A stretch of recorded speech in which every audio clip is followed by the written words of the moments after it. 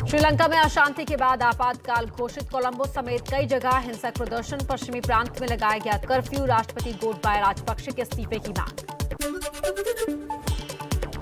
श्रीलंका में कर्फ्यू के बाद अब सोशल मीडिया पर लगा बैन। फेसबुक, ट्विटर और व्हाट्सएप को किया गया बैन। प्रदर्शन को नियंत्रित करने के लिए कल रात से ही बैन किए गए सोशल मीडिया प्लेटफॉर्म। श्रीलंका में आर्थिक संकट के बीच भारत ने खाद्य मदद के रूप में चावल की सप्लाई शुरू की। 40,000 टन डीजल भेजा। 20 टन जल्द भेजने की तैयारी। श्रीलंका ने भारतीय सैनिकों की मदद लेने से जुड़ी खबरों को खारिज किया। चीन में बढ़ रहा है कोरोना के ओमिक्रॉन वेरिएंट का खतरा। अब तक 13,146 मामले आ चुके हैं सामने। 2 साल पहले आई पीक से भी ज्यादा तेजी से बढ़ रही है मरीजों की संख्या। चीन के 12 से ज्यादा प्रांतों में फैल चुका है कोरोना। भारत और ऑस्ट्रेलिया के बीच आर्थिक सहयोग और व्यापार समझौता हुआ। प्रधानमंत्री मोदी ने कहा ये रिश्ते मित्रता का स्तंभ हैं। इतने कम समय में ऐसे महत्वपूर्ण एग्रीमेंट पर सहमति बनना यह दिखाता है कि दोनों देशों के बीच कितना आपसी विश्वास है।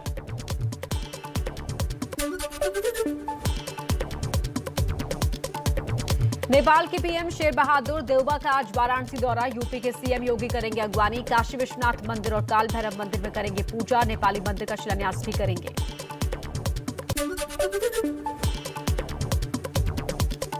नेपाली पीएम देउबा की प्रधानमंत्री मोदी से हुई मुलाकात। दोनों ने 35 किलोमीटर लंबी जयनगर कुर्था रेल लाइन का किया उद्घाटन।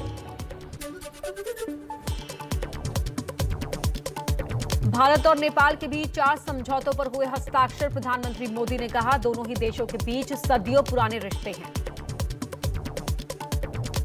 नेपाल की शांति, प्रगति और विकास की यात्रा में भारत एक दृढ़ साथी रहा है और हमेशा रहेगा।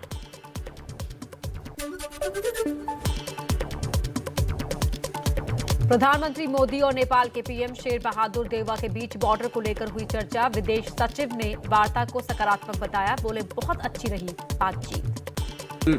बहुत अच्छी बातचीत हुई हमारे दोनों प्राइम मिनिस्टर्स के बीच और जो मुझे लग रहा है ये विजिट बहुत ही अच्छा डायरेक्शन में गया।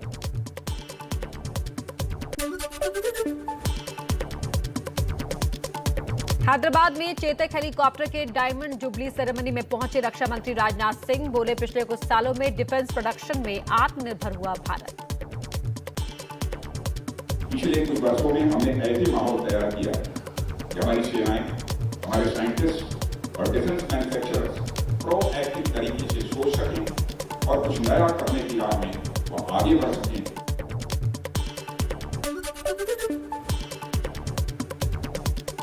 दिल्ली के सीएम केजरीवाल के गुजरात दौरे का दूसरा दिन। सुबह 10:30 बजे अहमदाबाद के स्वामीनारायण मंदिर में पूजा के बाद आम आदमी पार्टी के नेताओं के साथ करेंगे बैठक।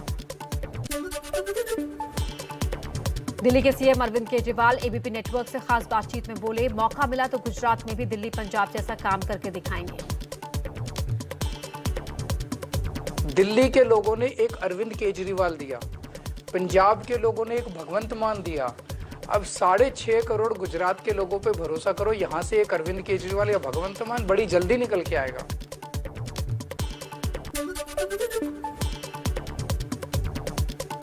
पंजाब विजय के बाद अब मिशन गुजरात में जुटे अरविंद केजरीवाल अहमदाबाद में भगवंत मान के साथ किया रोड शो। केजरीवाल ने कहा मुझे राजनीति नहीं भ्रष्टाचार खत्म करना आता है।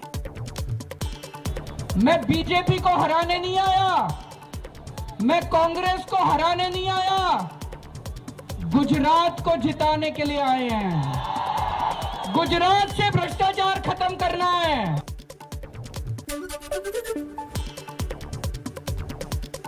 तमिलनाडु के सीएम एमके स्टालिन ने दिल्ली में नए पार्टी ऑफिस का उद्घाटन किया। सोनिया गांधी, अखिलेश यादव और सीताराम येचुरी डीएमके ऑफिस के उद्घाटन समारोह में शामिल हुए।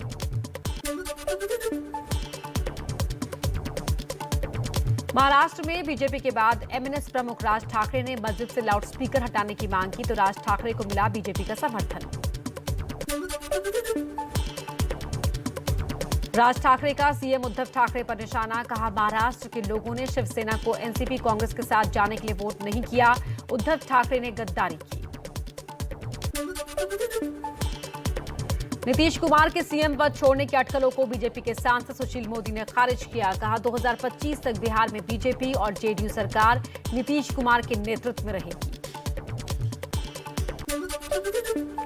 जेडीयू अध्यक्ष ललन सिंह का ट्वीट, लिखा छूट गया जो हाथ से तो पतवार नहीं मिलेगा, नीतीश कुमार के जैसा जानिसार नहीं मिलेगा। उत्तराखंड में दोबारा सरकार बनने के बाद सीएम धामी ने सफाई कर्मचारियों से जुड़ा वादा किया पूरा, अब हर दिन 500 रुपए मानदेय मिलेगा, 6000 से ज्यादा लोगों को होगा फायदा। यूपी के बरेली से कैबिनेट मंत्री धर्मपाल सिंह ने कहा वक्फ की जमीनों पर अवैध कब्जे पर चलेगा बुलडोजर, मदरसों में दी जाएगी राष्ट्रवादी शिक्षा। अल्पसंख्यक विभाग के अधिकारियों से तय करेंगे।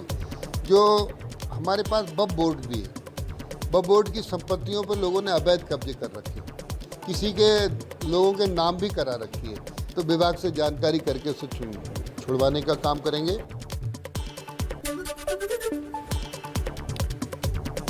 संघ प्रमुख मोहन भागवत सुबह 10:30 बजे कश्मीरी पंडितों को वर्चुअल संबोधित करेंगे। फिल्म कश्मीर फाइल्स पर घमासान के बीच होगा संबोधन। आज फिर बढ़े पेट्रोल डीजल के दाम, दिल्ली में 80 पैसे का इजाफा, पेट्रोल 103 रुपए 41 पैसे तो डीजल 94 रुपए 67 पैसे हुआ महंगा।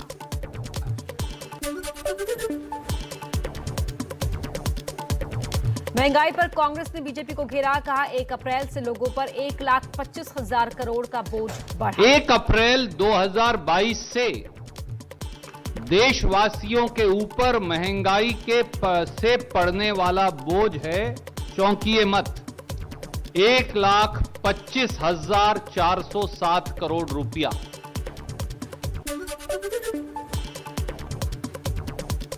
महंगाई के खिलाफ धरना में शामिल राजस्थान के मुख्यमंत्री अशोक गहलोत, केंद्र सरकार को लोकतंत्र का हत्यारा दिया करार, सीबीआई, ईडी और इनकम टैक्स की कार्रवाई को लेकर उठाए सवाल। सुप्रीम कोर्ट के चीफ जस्टिस ऑफ इंडिया ने कहा है कि सीबीआई जो काम कर रही है, छापे डाल रही है और क्या वो जानबूझ के नहीं डाल रही है, ये समीक्षा का विषय बन गया है।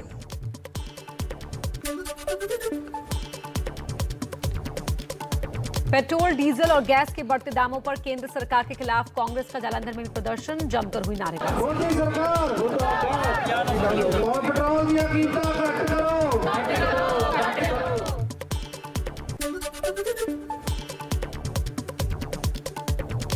गर्मी आते ही नींबू पर चढ़ा महंगाई का रस, बाजार में 100 से 200 रुपए किलो मिल रहे हैं नींबू, मुंबई से लेकर जम्मू तक नींबू के दामों में इजाफा।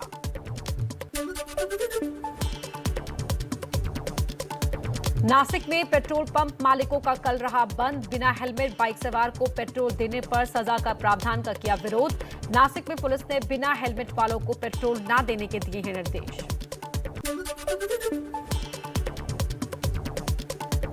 मुंबई में मेट्रो का हुआ विस्तार, गोरेगांव, आरे से दहिसर ईस्ट और दहिसर ईस्ट से दहानुकरवाड़ी मेट्रो मार्ग की शुरुआत हुई। मुंबई वेस्टर्न लाइन के यात्रियों को भीड़ और ट्रैफिक जाम से मिलेगी निजात।